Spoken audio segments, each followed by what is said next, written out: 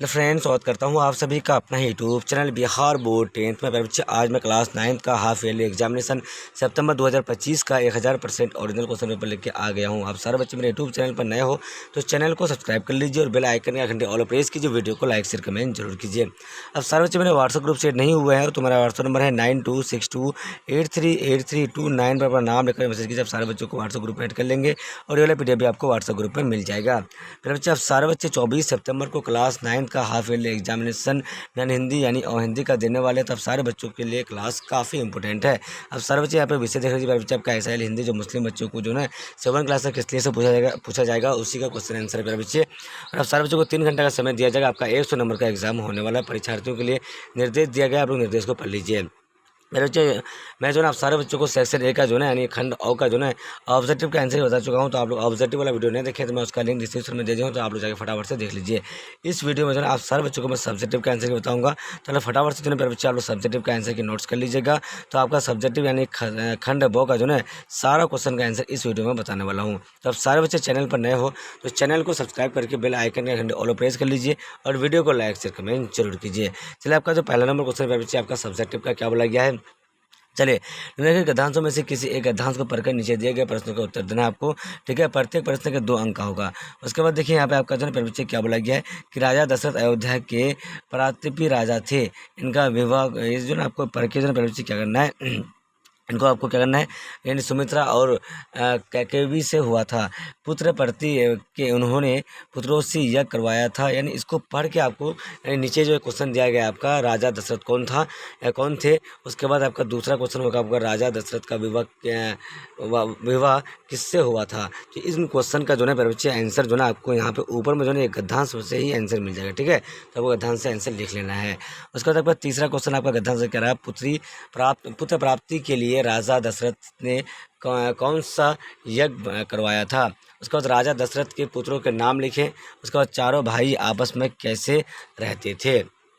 उसके बाद क्या बोला कि आपका खौ में देखिए खौ में क्या बोला तांबा का धातु है। यानी पहले बच्चे आपको जो है पहला नंबर क्वेश्चन का एक नंबर बनाना है या फिर कौन नंबर बनाना है या फिर खौ नंबर बनाना है। ठीक है, उसके बाद इसमें क्वेश्चन क्या आपका खौ में तांबा क्या है, तांबा उष्मा का क्या है। उसके बाद जल के साथ कौन अभिक्रिया नहीं करता है। उसके बाद जंग लगना किसे कहते हैं। उसके बाद तांबा और टीन के मिश्र धातु का नाम क्या है। ये सारा क्वेश्चन हो गया आपका। ठीक है, उसके बाद आपका दूसरा नंबर जो गद्यांश है परिविषय आपका निम्नलिखित गद्यांशों में से किसी एक गद्यांश को पढ़कर नीचे दिए गए प्रश्नों के उत्तर दें। प्रत्येक प्रश्न 2 अंक का है। ठीक है, तो आपको एक जो परिविषय यहाँ पे क्वेश्चन दिया गया है। पहला नंबर क्वेश्चन देख लीजिए फटाफट से। यहाँ पे क्या है तो जल भंडार की प्रक्रिया क्या कहलाती है। उसके बाद वर्षा जल को कैसे एकत्रित किया जाता है। उसके बाद देखिए जल संचयन विधि से कैसे समस्या दूर होती है। उसके बाद वर्तमान में जल संचयन की आवश्यकता क्यों है। उसके बाद जल संचयन विधि से एकत्रित जल द्वारा कौन से काम नहीं किए जा सकते हैं। ये सारा क्वेश्चन हो गया आपका। अब खौ में भी आप लोग देख लीजिए सारा क्वेश्चन है मेरे बच्चे। आप लोग कौ को बनाइए या फिर खौ को बनाइए। निम्नलिखित में से किसी एक विषय पर लगभग 200 से 300 शब्दों में निबंध लिखने बोल रहा है आपको। तो किस देश प्रेम में मेरी माँ या फिर स्वास्थ्य ही धन है मेरे पूरे प्रिय शिक्षक। उसके बाद देखिए 4 नंबर जो क्वेश्चन है मेरे बच्चे आपका। चलिए 4 नंबर क्वेश्चन का फटाफट से लोग देख लीजिए। अपने बड़े भाई के वैवाहिक कार्यक्रम के शामिल होने के लिए न्योता देते हुए अपने मित्र के पास पत्र लिखें। या फिर हिंदी भाषा के जन परिचय क्या बोला गया महत्व पर 2 छात्रों के बीच होने वाले संवाद को लिखें। ठीक है, आपको किसी एक के ऊपर लिखना है आपको। उसका 5 नंबर जो क्वेश्चन आपका दिया गया निम्नलिखित प्रश्नों में से किन्हीं 5 प्रश्नों का उत्तर दें। सर्वनाम को परिभाषित करें। उसके बाद क्या बोला गया आपका तो कुंभ का आत्म बलिदान शीर्षक पाठ के अंत में कौन किससे जीता। उसके बाद देखिए APJ अब्दुल कलाम ने मित्रों के नाम लिखे हैं। उसके बाद क्या बोला गया आपका लेखक सुदर्शन के झूठ की पोल कैसे खुल गई। उसके बाद कवि विद्यापति गंगा से किस अपराध की क्षमा मांगते हैं। उसके बाद देखिए वीर कुंवर सिंह के माता पिता का नाम लिखें। उसके बाद तरफ आपका क्या है उसके बाद क्या बोला गया क्वेश्चन आपका तो कुंभ कौन था और यह किसकी सेना में नौकरी करता था। उसके बाद मानव बनने के लिए हमें कौन कौन से कार्य करने चाहिए और महर्षि बासरवा को एक साथ हर्ष और शोक क्यों हुआ। उसके बाद देखिए दानी पेड़ शीर्षक पाठ में अपना सब कुछ दे देने पर भी कुछ खुश क्यों था। चले पेड़ खुश क्यों था। उसके बाद देखिए आपका 6 नंबर क्वेश्चन है निम्नलिखित प्रश्नों में से किसी एक प्रश्न का उत्तर दीजिए और शब्द लगभग अब क्वेश्चन पर बच्चे कितना में, तो आपको 100 शब्दों में जवाब देना है। 5 नंबर का क्वेश्चन है, ठीक है। यहाँ पर क्या, वीर कुंवर सिंह का परिचय अपने अपने शब्दों में दे दें। उसके बाद व्याख्या करने वाला आपका, मुझे तोड़ लेना मनमाली, उस पथ पर देना तुम फेंक, मातृभूमि पर शीशा चढ़ाने पर जिए जाए अनेक। ये आपका हो गया कोई क्वेश्चन, ठीक है। आप देखिए आंसर फटाफट से यहाँ पे क्या बोलेगा आपका, तो देश परम पर आपका निबंध जो है 2 शब्दों में लिखने वाला था आपका, तो क्वेश्चन का 3 नंबर का आंसर उत्तर देख लीजिए। क्या बोला गया, देश प्रेम वह भावना है जो व्यक्ति को अपने मातृभूमि के प्रति समर्पण, सम्मान और निष्ठा के लिए प्रेरित करती है। यह एक ऐसी शक्ति है जो लोगों को अपने देश की उन्नति, एकता और सुरक्षा के कार्य करने हेतु जागरूक करती है। जिस प्रकार का बालक अपने माँ से गहरा प्रेम करता है, उसी प्रकार के प्रत्येक नागरिक का कर्तव्य है कि वह अपने देश से प्रेम करे।